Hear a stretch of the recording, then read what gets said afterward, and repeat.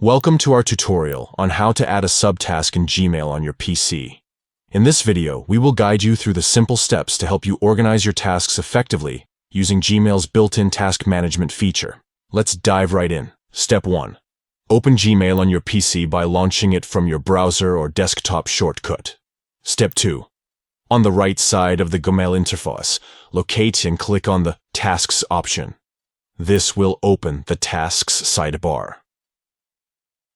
Step 3. Hover your cursor over the desired task, and you'll notice 3 vertical dots appear. Click on these dots to access the Task Options menu.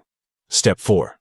From the Task Options menu, select Add a Subtask to create a subtask for the selected task. By following these simple steps, you can easily add subtasks within Gmail's task management system. This allows you to break down larger tasks into smaller, more manageable subtasks, helping you stay organized and focused. Thank you for watching our tutorial. If you found this information helpful, please consider giving this video a thumbs up and subscribing to our channel for more useful tutorials. Enjoy a streamlined task management experience with Gmail's Subtask feature.